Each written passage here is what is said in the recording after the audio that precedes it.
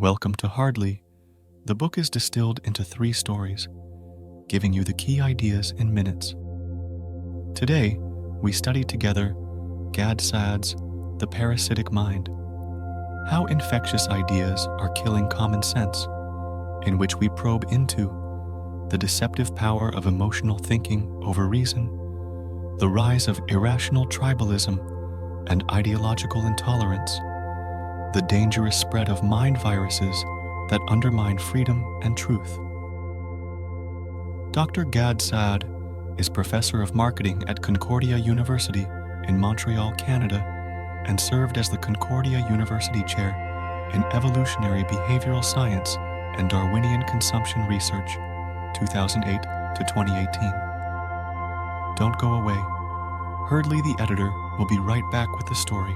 Today, we'll explore 3 key stories about how dangerous ideas can take over the mind, how emotional thinking can dominate reason, and how these mind viruses spread rapidly, infecting society.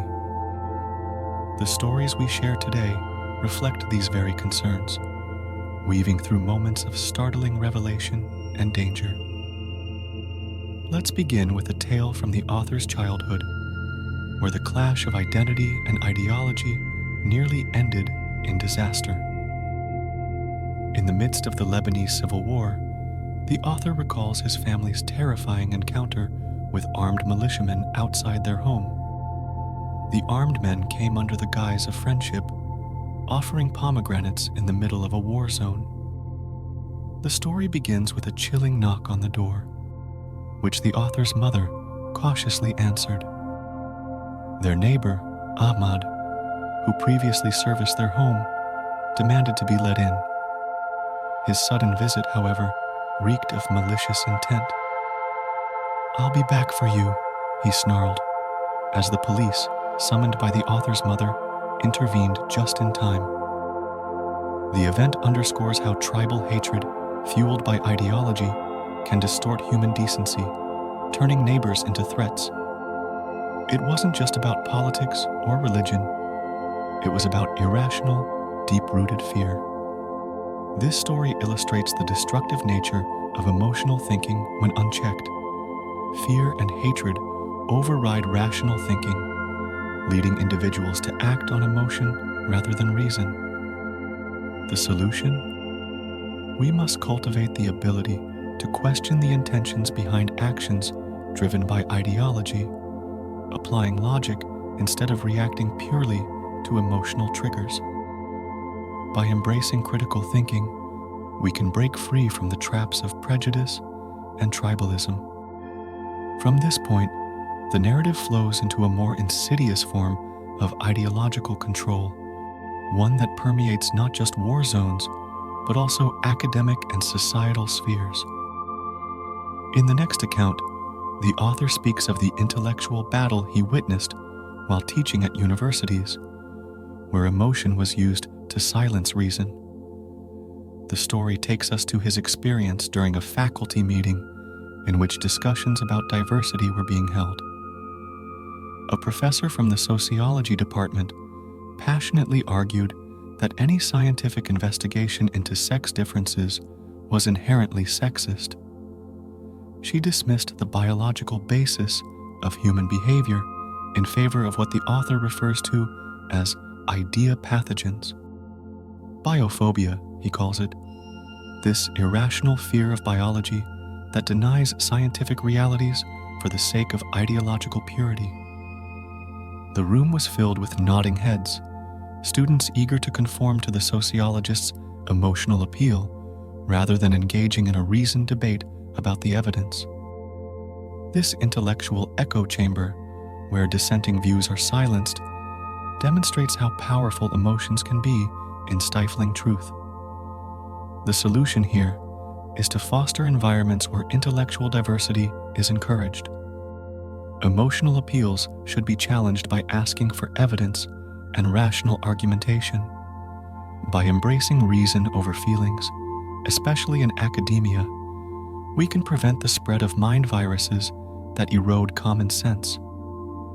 This theme of irrationality leading to dangerous consequences ties back to our previous story and brings us to the next, an even deeper dive into how emotions can manipulate masses in a global context. The third story takes place after the 2016 US presidential election. The author observed an unprecedented reaction. Widespread emotional hysteria erupted, not just in America, but globally. University campuses were filled with protests, students weeping in safe spaces, and even therapists being brought in to help students cope with the results. What struck the author was how visceral the reactions were. People weren't processing this political event logically, but through the lens of fear and outrage. "His mannerisms disgust me," a student said, not engaging with policies or ideas, but focusing solely on surface-level emotions. This emotional response was then amplified by social media, turning reasoned discourse into a battlefield of feelings. This story highlights the dangers of mass hysteria when emotion overtakes rational debate. The key to overcoming this? Teaching people how to engage with ideas critically rather than emotionally. By encouraging the evaluation of facts and policies, we allow reason to guide decisions instead of succumbing to collective emotional outbursts. When individuals practice mindfulness and critical thinking in these moments, they can resist the pull of mass irrationality. As we reflect on these stories, there's a clear pattern. Emotional thinking, whether it's on a personal level, within academic institutions, or across society, can easily override logic and reason. The real problem arises when this emotional thinking is encouraged or left unchecked.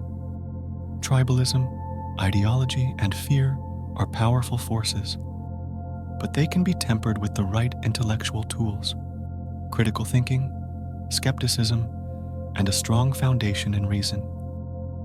By following these guiding principles, we can create environments where truth flourishes. Whether it's stopping to question the ideological intentions behind a heated argument, or creating spaces for free expression and thought, we have the power to fight back against these mind viruses. In the long term, the battle is about ensuring that reason wins out over emotion in both personal and public spheres. It's not an easy battle, but it's a necessary one if we want to preserve the values of freedom, truth, and intellectual honesty. As the editor of Hardly, through these stories, we can envision a future where societies value reason above emotional manipulation, where individuals are inoculated against irrationality with the tools of logic and evidence. We can strive to create a world where ideas are debated and discussed, not feared or suppressed. Each story comes from the most representative real-life cases selected by the Hardly team from this book. Beyond these 3 examples, there are another 10 stories worth reading in this book. If you wish to dive deeper, we recommend purchasing the full book. Finally, share a sentence from the book to end today's reading. Do not underestimate the power of your voice. Seismic changes start off as small rumbles. Get engaged in the battle for reason and freedom of thought and speech. Today's exploration of dangerous ideas has shown us how emotions can dominate reason, leading to a widespread loss of common sense. We saw this in stories of personal danger, academic dogma, and societal hysteria. These moments reminded us that unchecked emotions and ideological tribes can shape the course of our lives in ways we might not expect. One last story drives this point home. The author recounts his confrontation with a fellow academic who proudly displayed her refusal to engage in a reasoned debate about evolutionary psychology. During a public event, she accused him of being a misogynist for defending sex differences rooted in biology. Instead of engaging with the facts, she launched into an emotional tirade, dismissing him as part of the problem. Her refusal to even entertain a discussion perfectly encapsulates the mind viruses the book warns about, those that allow emotions to silence intellectual discourse. In the end, it wasn't about truth. It was about protecting an ideological narrative at all costs. This story once again reinforces the need to combat these harmful ideas by prioritizing reason over feelings and evidence over emotional narratives. As we've seen throughout the book, when we rely on emotions to guide our understanding of the world, we risk losing touch with reality. By standing firm for intellectual freedom, we can resist these pressures. We must challenge emotions that seek to dominate reason, fostering spaces for truth, logic, and debate.